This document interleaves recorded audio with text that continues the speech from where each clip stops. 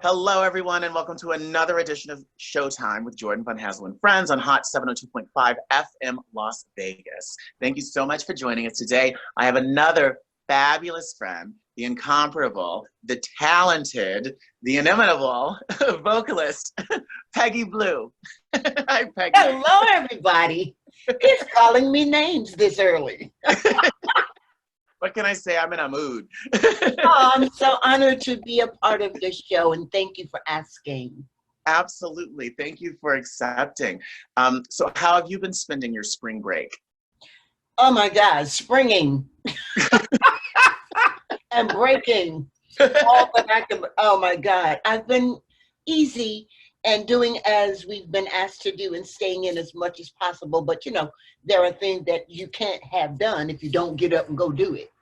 So you get up, you put your mask on, you put your gloves on, you pray, and you go do it, and then you bring your behind back in the house and bathe and wash everything you had on. It's amazing, right? Like that we needed to learn, like at this age, we need to learn to like wash our hands. Okay. And you know what else we need to learn to wash?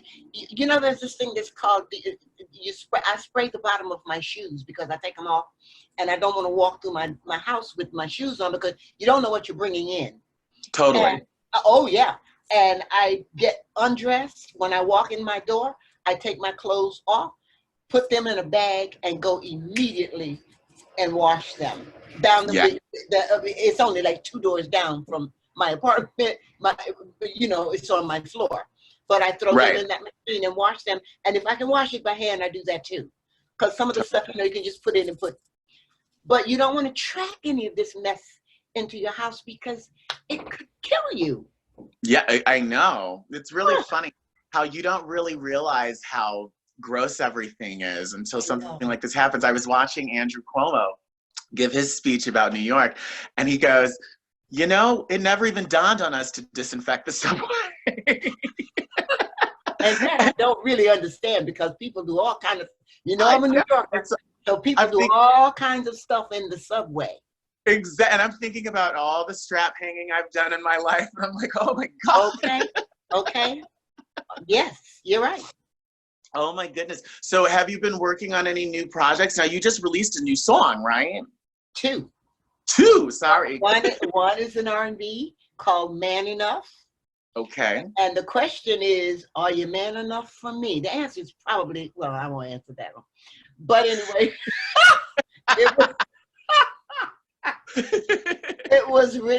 that one was written by, oh my God, I call him Professor Phil Cody, who is he wrote stuff for me too. One of the songs that he wrote for me, with me, on my Living on Love, went to #1 in 5 countries. Holla! Back together. But he is also the writer for Neil Sedaka. Anything that Neil Sedaka did, he wrote. Oh, awesome. So he, and many, many, many other huge artists. So he gave me that one. He wrote that one for me. And then the next one was written by Jean Demery, and it's a gospel one. Okay. And it's called You Brought Me Through. And baby, don't we need to be brought through now? That's my favorite. Indeed. How did that song come about? That song came about as a result of some of the nastiness that my life had been through out of nowhere from somebody else who just shoved something onto me, and it almost took my life. And at one point I did want to not live because I didn't think I was worth it. But Gene is like one of my sons. He's like my son, and he knew what was happening with me, and he called me up one day. And he calls me Mom, and he said, Mom, I wrote something for you. And I said, you did? And he sent it to me. And he said, can you hear me? I certainly can. And he said, yeah, Mommy, I wrote this just for you. And when I got that, and he sent me the lyric sheet, I was like, oh my God. It's not, and see, he knows me from his childhood. He's a grown man now, married with 2 children.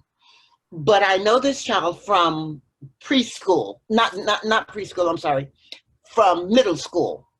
Yeah. And and he's 40 plus, but he's awesome. And he just told me the other day that he's just written 2 others.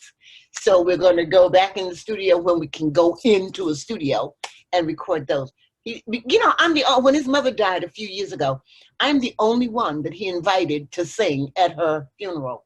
And she was a masterful lady. Oh, wow. So he's an amazing man. Yeah. And with an amazing family, and he's about to do some amazing stuff. Yay. So 2 new songs. Are you working on a full album, or are these just kind of like independent? I think he is. He's just not telling it to me. I think that's what he's doing. Sometimes your children. I just found out something today, this morning, that my daughter contacted this man who has had me on his shows, and he has me in.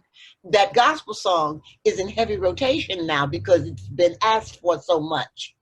Okay. And it's on the Lion's Den Sunday show.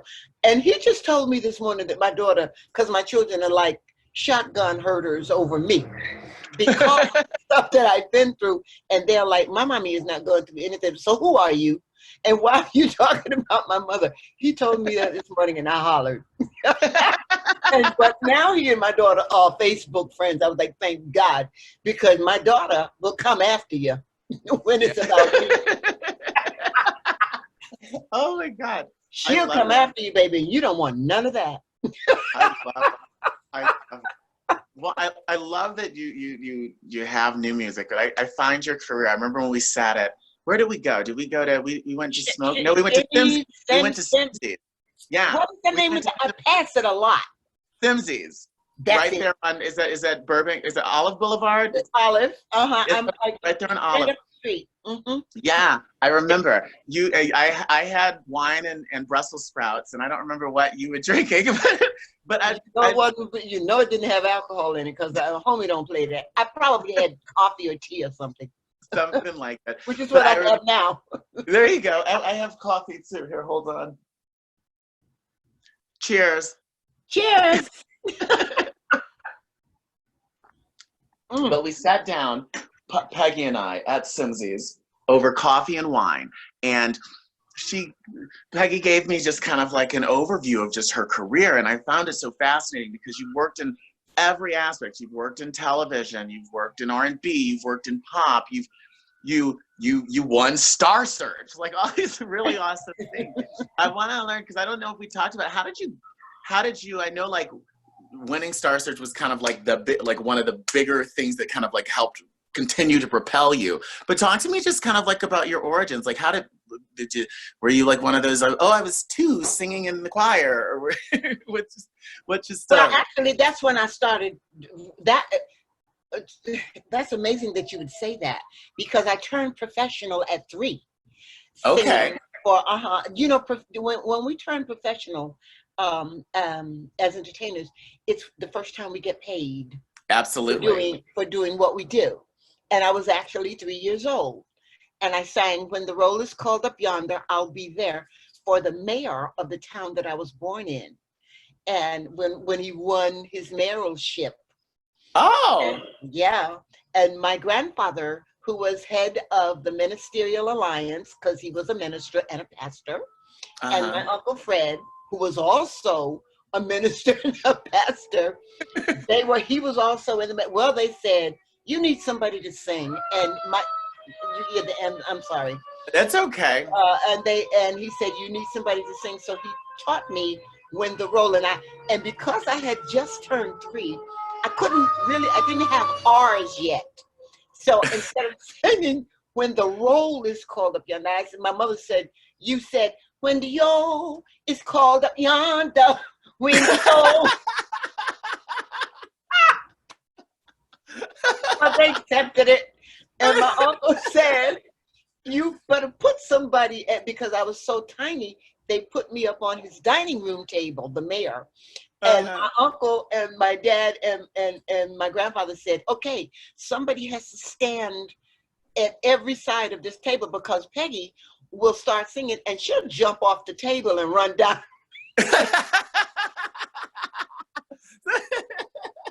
And it's the truth. So there was somebody at each end of the table. But you did ask me, let me get back to what you asked me, because that's just a funny thing to me. I think that's hilarious. I think that that's God, it's crazy. Awesome. It's just, where did you grow? Where were you born? Where did you grow? I was born in North Carolina, a small Okay. town near Fort Bragg, Lumberton, North Carolina. Okay. And the church was the First Baptist Church, but it was held at the mayor's house. But he went right. And oh God, it's just, I have so many stories. Do you not have a proclamation from the town that I was born in, from the state of North Carolina? From the state of North Carolina. I also have one from the state of Tennessee. Oh my goodness. God has been amazingly kind to me. And how I got Star Search, I never even thought to be on Star Search, because who would want me on that? Come on already.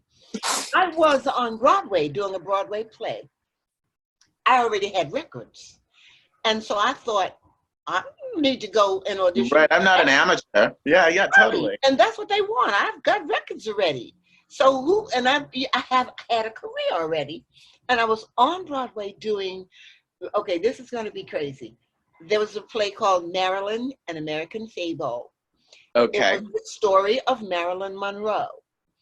And it was choreographed and directed by the great Kenny Ortega, who also did Michael Jackson and a whole bunch of other things. He's a dear friend of mine. Absolutely. I was just at his house day before yesterday. But waving, but when I say at his house. Like, yeah, but he's still a dear friend of mine. And they had me, and I was playing Marilyn Monroe in black drag. So I was the, well, if she did drugs and alcohol and any of the other darkness in life, I was that part of her life. Oh, wow. And yeah, it was fun too, baby. Oh, gosh, it was fun. And all of a sudden, a dear friend of mine said, and Bubba has a Southern accent, a Southern twang. And he said, Peggy, my friend Gail Canetta is the one, she's the one who hires all the people to come to Star Search. And I was like, well, she's not gonna want me. Cause she saw you on the stage the other night. She was in the audience. So I'm gonna get her to put, I said, they're not gonna, baby. She came to one of my shows in the Village, because I'm a Village rat. This is in New York. And she had a tape recorder. Not a lot of people know what that is. A cassette. Kids, get a book and read about what a cassette tape is. And she taped my show. And she said, I don't want to tell you this, but I have to, she said, because I have to be honest. I'm going to send this tape to Mr. Ed McMahon in California. And I hollered, I said, and he's going to dump it. Because you don't probably want me. All of a sudden, about a week later, Jordan, I got this phone call that said, we love you. Will you come to Star Search? And my knees buckled. I was like, you want me? Why? Who in the world would want me to go do that? You know? It was an anomaly. I love it. So let's talk about how we got there, right? Like, so you made your very big debut, scene-stealing debut at age 3 on the dining room table. So how did you go from there to Broadway? Oh, well, I continued to work, and by the time. So as you were a kid, were you like were you consistently working after that moment? Like, did you start working as a little kid? Constantly working. And I was singing in churches most of the time, because my uncles and my grandparents, before they preached, they always said, come here, my nickname, Mumsy. Come on and sing. Mumsy? Mumsy. I love it. Because I had the mumps as a child. I had the mumps, and so but everything was like this. But I was tiny, but they oh, look at that little mumpsy face. My grandmother, Lenora, was her name. And so they called me Mumsy. Anyway, by the time, I guess by the time I was 10 or 12, I had covered pretty much most of the North Carolina, Virginia. The dining room circuit, the dining table circuit. No. In the choir stands. And my mother started a group with me, my brother, and my cousin Pat. And she named it the Bentonaires, the Bentonians. It was first called the Bentonaires, and then she named it the Bentonians. And we would sing everywhere. And oh God, could they sing? My mommy, honey. Woo! Avis Blue, that diva would sing. Okay? If she opened her mouth, you knew she was there. But she was the most humble, and she would push us. She would say, they already know I can sing. They need to know you all can sing. So she would stand behind, and when I wasn't doing something that was right, she would touch me in the chest, or she would just touch my back and thump my back. That would mean, okay, you're not doing this the way you need to do, so get on it.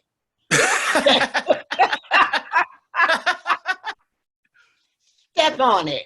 And she would say that when you sing, I want you to step in that note and remember what the lyric is. She's the one who taught me lyric content is extremely important.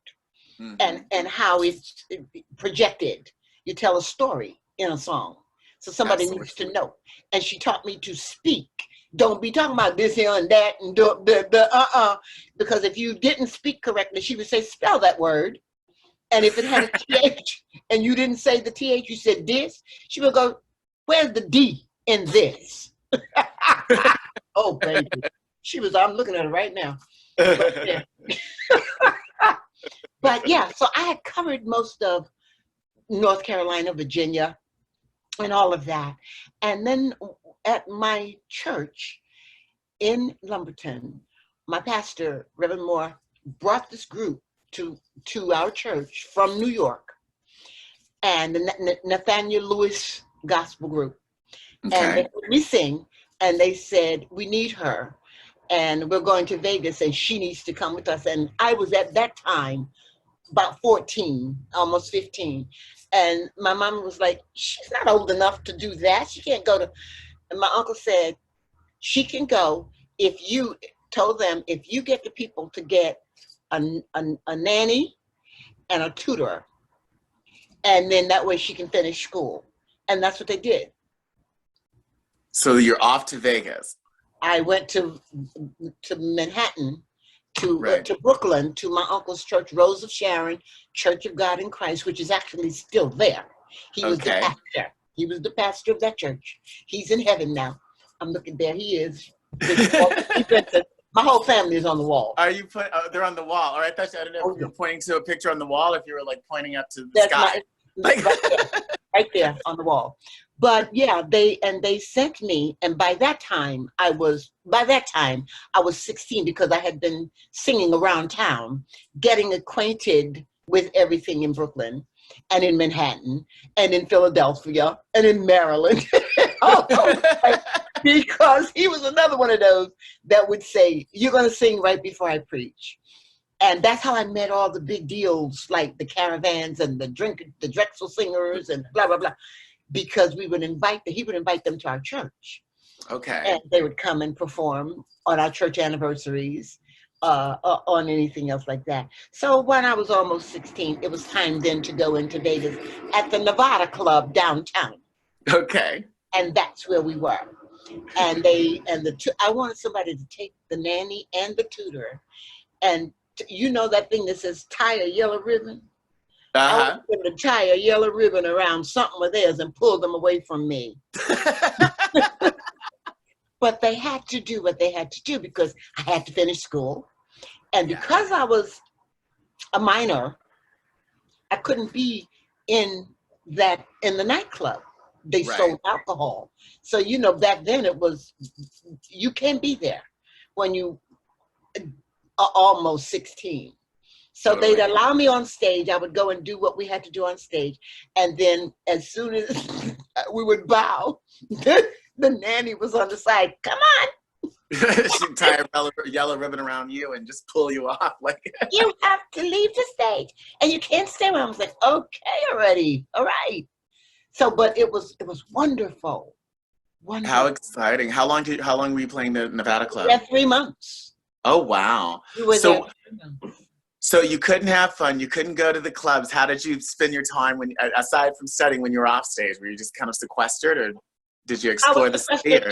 I was sequestered in my room doing homework. And if I missed something, she would go, that one is wrong. Do them all again. I only missed one. Oh. I only missed one. She didn't care. Wow. That's why I wanted somebody to tie her up. She didn't care that I'd only missed one answer. Oh, God. Oh, my God. So after your Vegas engagement, what came next? Oh, I went back to Brooklyn. To Brooklyn. And then, and then I joined another gospel group called the Gospel Starlets. And, oh, my God, and we recorded. And, I mean, just from one thing led to another. And then I remember we had invited the Raymond Raspberry Singers, the Gospel Starlets. We had our anniversary. We were having our anniversary.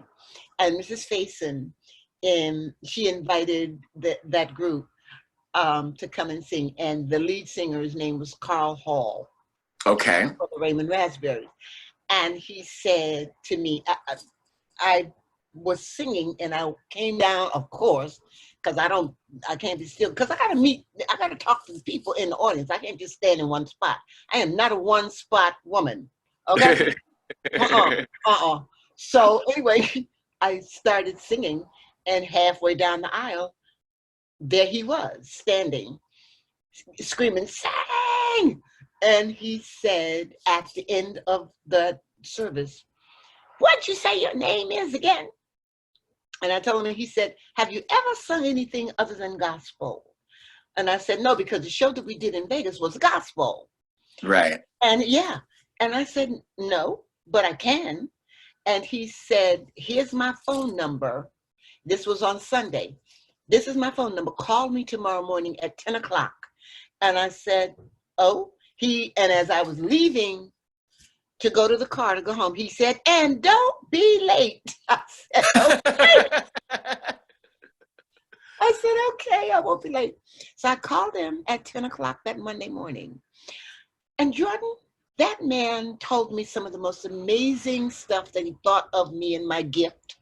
And it was always my gift, not a talent. It is a gift because it is sent from above. I came here with it. I came into the world singing. That's what it says. My grandmother said it. And I'll tell you that story later. But he said to me, "You said you've never sung anything other than gospel." And I said, "No." He said, "Well, I want you to meet me at the recording studio." And he told me which studio. I can't remember because we were in every studio, in Manhattan. He said, "Meet me there tomorrow, and I'm going to put you on this session." And he sang the part to me, and I captured it because I can hear a rat pee-pee on cotton. As that's where I got that phrase from. He would show stuff to me once, and I would grab it, and he'd say, "You can hear and this was Carl, "You can hear a rat piss on cotton." Well, you hired me to listen and learn it, so I'm doing it. And I learned that from my mommy. But anyway, that led me to doing session, recording, backup session after session after.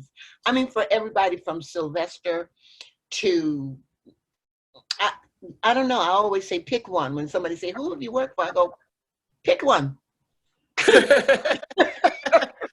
Because everybody, from even Betcha by Golly Wow, Phyllis Hyman, that's us in the background. Me called. Yeah, and he's the one who took me, first of all, to see, when I was doing Star Search. Okay, the song "Giving Up." Okay.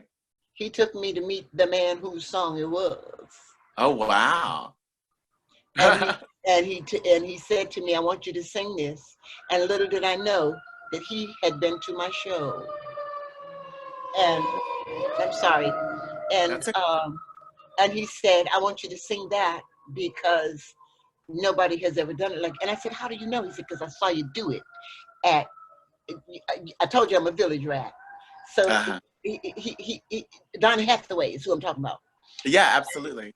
And he said, because I saw you do it at Sweetwater's, was a club in Manhattan, but I saw you do it, and that was Uptown. And he said he had seen me do it at Kenny's Castaways, which was my village home, you see. Yeah. Broke my face, and I did it, and I won. Oh, that's awesome. That's so wonderful. So while you were doing all of this session work, you were also doing a lot of club gigs and things as well at the same time? Oh, yes. I was doing a lot of that and a lot of touring with other people. Yeah. Like who? Oh, God. Pick one. I told you. So, I mean, pick one. I'd have to read my own bio because it's been so long. I've been in the business, honey, for over 60 years. Yeah. And so, I mean, to go back to 1960 and start pulling, and it's like, So when did theater happen? When did you start doing theater?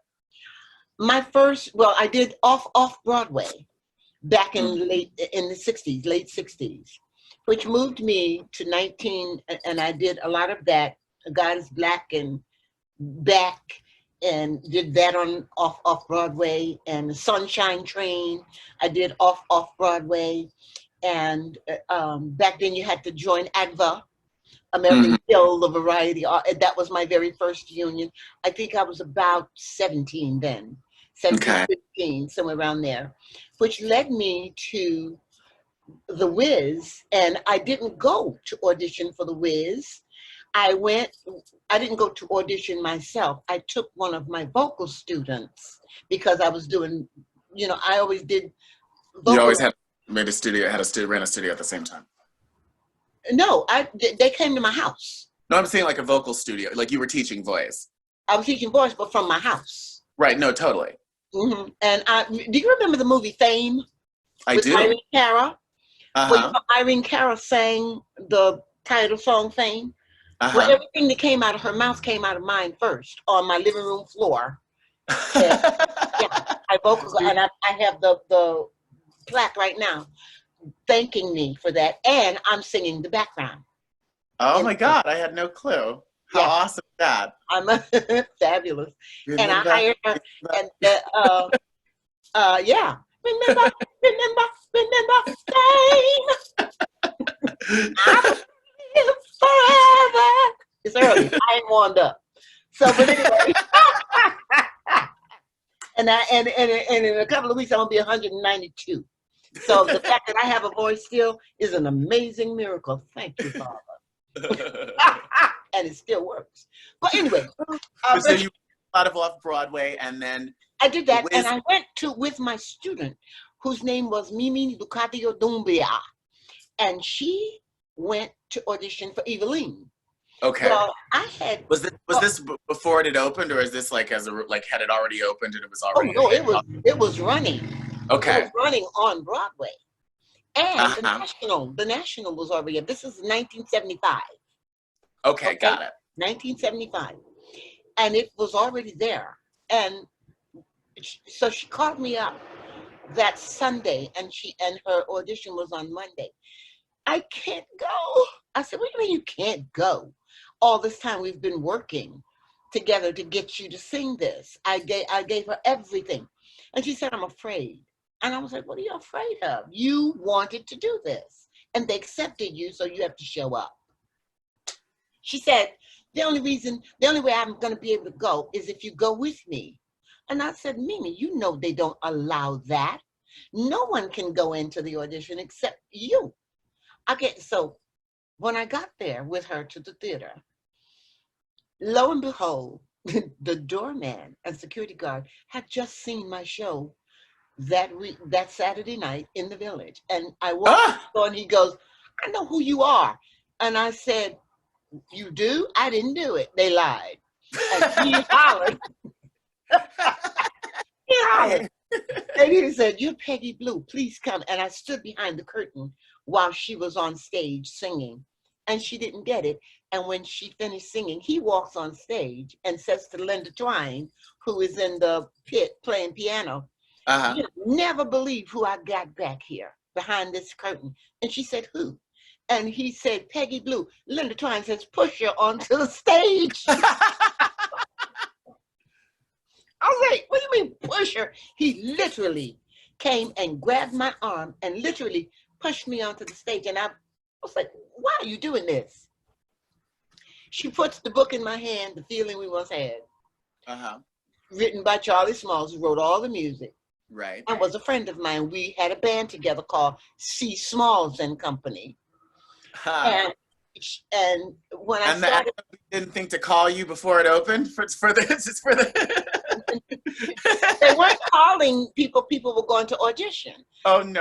But I was doing my recordings and doing records because I got love on MCA, and I was busy working. You know, no, I'm teasing. I didn't think about that kind of stuff. I didn't, you know. I didn't do it. Stupidly, probably. Anyway, I started to sing "The Feeling We Once Had," which was the song that Auntie M sang to Dorothy. And from the back, it opens the show, right? It opens the show. No, it doesn't open the show. Isn't that the first song? No, well, I mean, after the, of course, but that's like no. This is the song that Auntie M sings to Glinda after a whole. I mean, Auntie M sings to Dorothy after a whole bunch of other stuff has been going on. And anyway, but I started singing it, and from the back of the house, the theater, I see these two men walking toward the stage, and I'm up the aisle. I'm going, "Oh my God, they hate me. They're gonna make me leave." And say to Linda, "Why did you have her here?" Well, Jeffrey Holder walked up to the stage and said, "I love you. I want you to be in my show."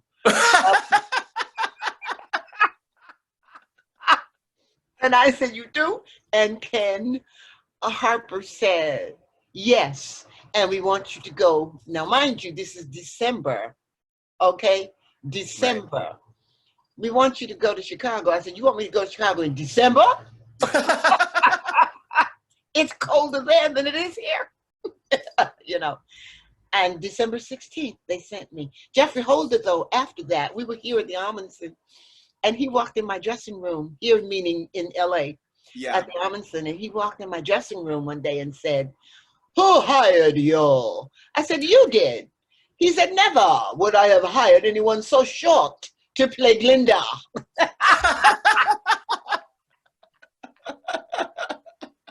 Because I'm only 5'4".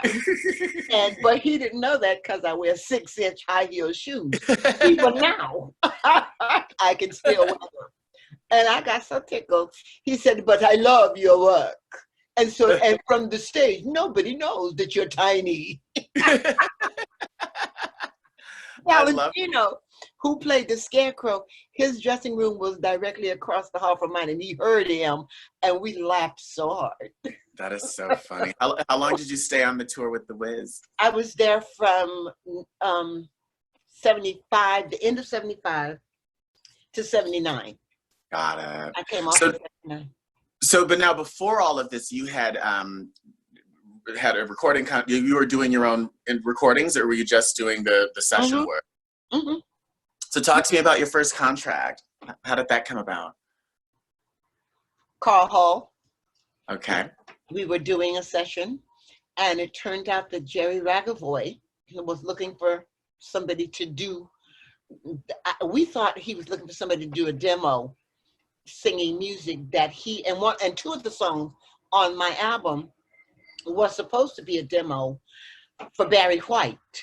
Okay. And When You Got a Good Groove Going is one of them, and I Can't Afford to Pay the Price is the other on my I Got Love album.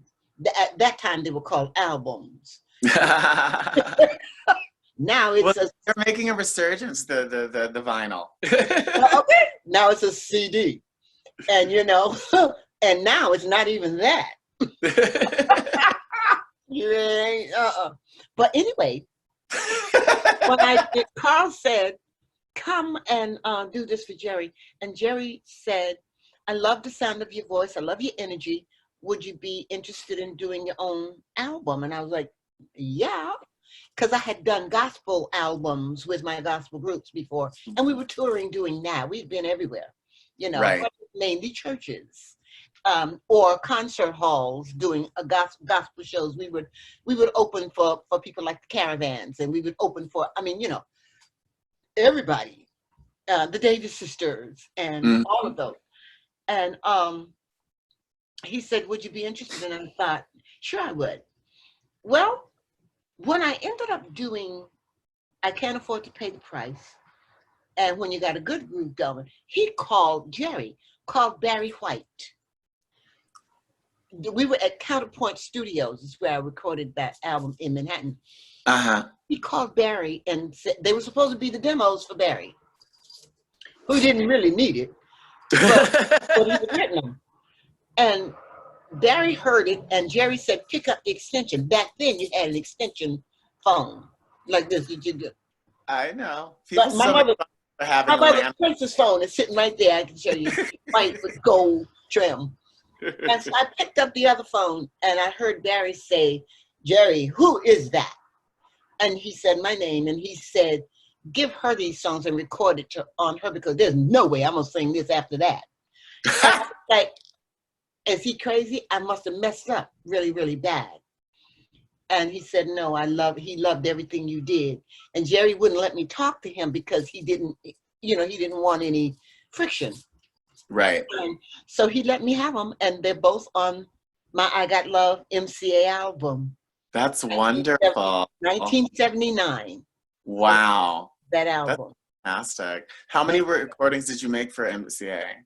How many? It was only that one album. We only did that one. Yeah. Got it. And Jerry got ill and wasn't able to. But I'm still in touch with Marcus Miller on bass. He's on the bass. And at first it was Will Lee. And Will found me after all these years and sent me a friend request, and we've become friends again. Oh my goodness. Yes, after all this time. Isn't that funny how people like come in and out of your life in such random time out of the blue, like people you worked with 20 years ago all of a sudden. And then it's like you never missed a beat, but then also like who knows what kind of new fresh creation, so creativeness might come out of it, It's amazing. And Marcus Miller, and I mean, it was just like, and Dean Balin, they're all back and friends with. I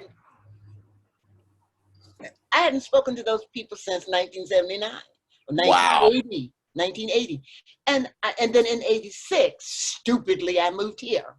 Listen to somebody else. Well, I always came here to work. I loved it, to come here to work. But I'm a New Yorker, and I love going home because that's where my family is, And I didn't have family here. I didn't have anybody here.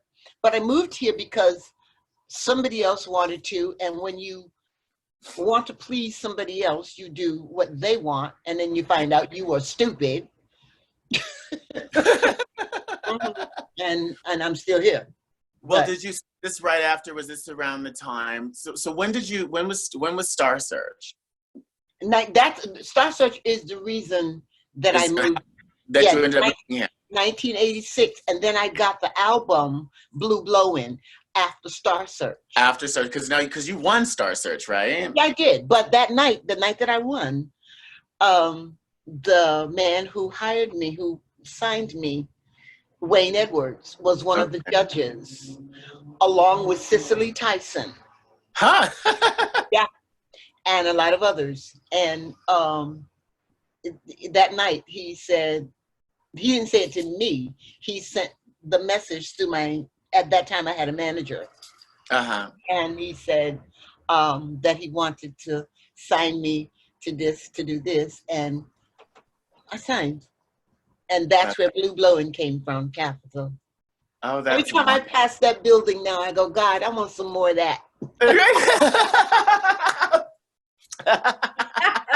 Did you record it in the studios there? Yeah. That's so exciting. It was awesome. That is so awesome. So Yeah. you're living Hollywood life. So you went Star Search. You're in the Capitol Recording Studios. You're moving and to the Waters. You know the group called the Waters? The Waters. I don't know the Waters. Oh, baby, they've sung for everybody. They're on my album, and we're dear friends. We're dear friends still from all those years ago. A lot of people I met there. A lot of people I met doing that album. And Vesta. You remember Vesta Williams? Of course, I remember Vesta. Vesta Williams sang one of my demos so that I could hear it. Yeah. They hired her to sing the demo, and me and Vesta became really dear friends after that. Yeah. I miss her. I miss her so much. She was so talented. Yes, she was, and a sweetheart she was just yeah, and underrated. Actually, I feel like underrated. Like I feel like yes. You know what I mean? Like, kind of like unsung, you know? Like, I feel like she really should have, she was so talented, her career should have been even bigger than it was, you know? Absolutely right. Unsung. I just watched that last night and thought, oh, God, would I love to be on that? I would love to be on that show. Well, you know, anything can happen. You just put it out there in the universe. Well, the universe, can you hear me? So how did moving to California? Because I know for me, it was like a really big adjustment when I moved from New York to California, to the point that, like, still to this day, if you go to Terminal 3 at JFK, you can see my nail marks on the tarmac.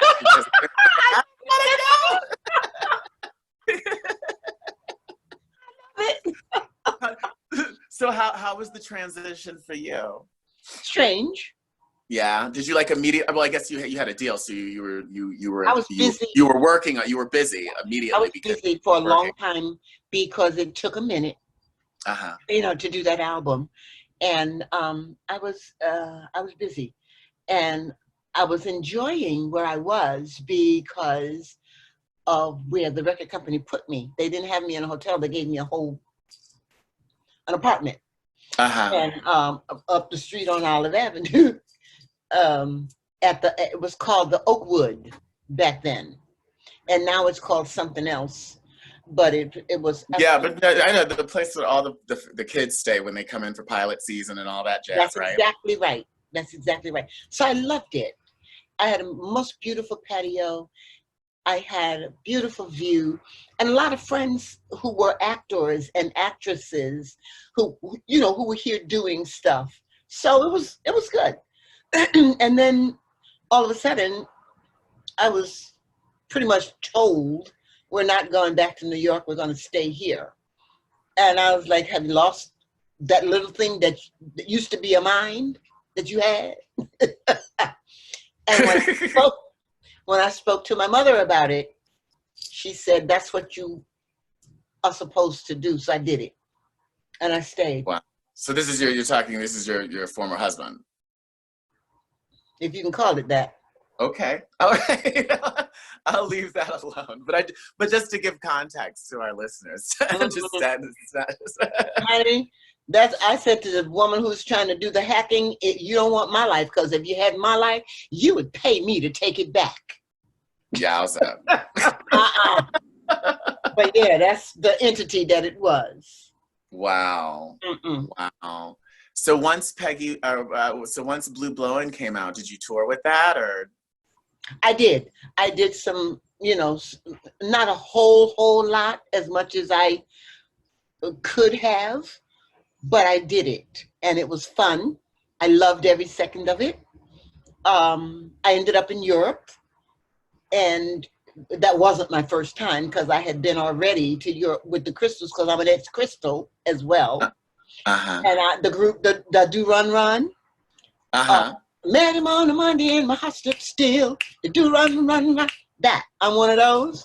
And then I'm an ex-Sand Pebble. When you walk down the street, we don't care who you see or who we meet. I'm one of those. As a matter of fact, Luther Vandross recorded 2 of our songs from that group. Yeah. And, yeah, and Love Power. We got love. Oh, I love that whole album. I love. Yeah. So I'm one of those. So I was in and out of a lot of countries and a lot of places because I had been given that gift. So I've had an amazingly wonderful, wonderful life, mostly. Yeah. I've been through a lot of crap, but so has a lot of people. It doesn't mean it helps to build stamina and to build character, you know? Yeah. And absolutely. And it worked. And it worked. Is there a moment in your career? I mean, your career has been so long, right? And you've done so many different things. Is there one moment that stands out as like, oh my goodness, this was a really amazing moment that I will never ever ever forget.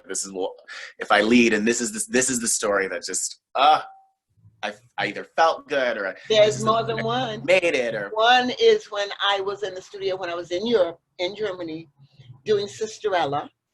Okay. And it was just the story of Cinderella, but it was Sisterella because we look like me.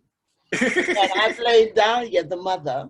Rain Pryor was one of my daughters. She played one of my daughter, Richard Pryor's daughter, Rain.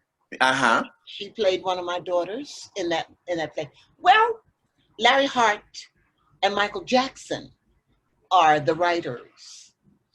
And when I got ready to record the song that they had written called I Got the Money, I thought I was in the studio to get, you know how you go in the studio and you get sounds? Uh-huh. And they said, just sing it. And I didn't know that he was there, Michael. And and I sang it. And when I finished, I heard, okay, you're done. And I thought, oh, God, he hates it. I'm noticing a theme. That seems to be your immediate go-to place. Well, yeah. Yeah, because I've never been good enough for me. I'm always seeking to grow.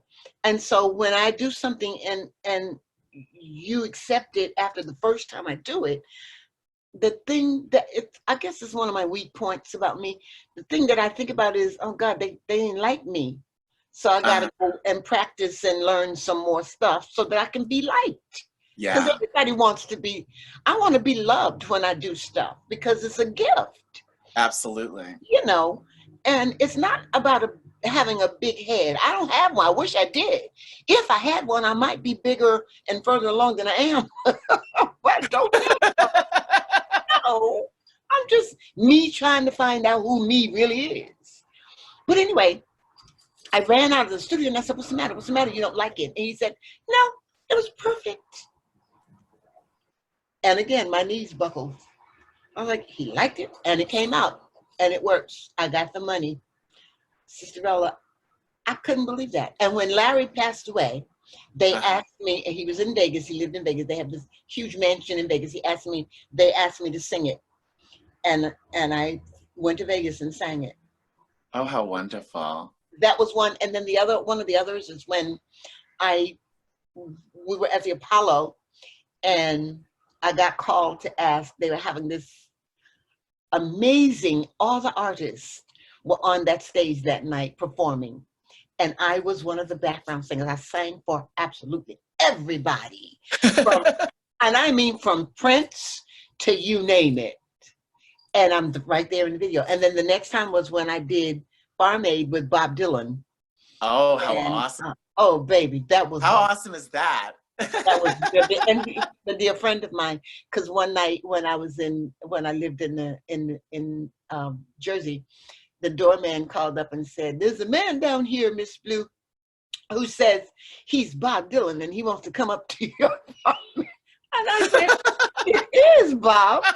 Because he just called me and told me he was on his way. Let him up here. They wouldn't let him. I had to go downstairs and get him. And when I introduced him, the doorman almost fell apart. He was like, oh, I'm so sorry. I was like, it's okay. He understands. You know, Bob's birthday and my birthday are one day apart. He's May 25th. I'm May 26th. How cool is that? Yeah. That is so wonderful. Oh my goodness. Bob is the reason why my son Christopher and I both are alive today. Bob Dylan is the reason for that. That's a wonderful way to lead a story. Oh my goodness. Well, listen. Yeah. Unfortunately, our time on Hot 702.5 FM has come to an end because Martini Mondays is up. Okay.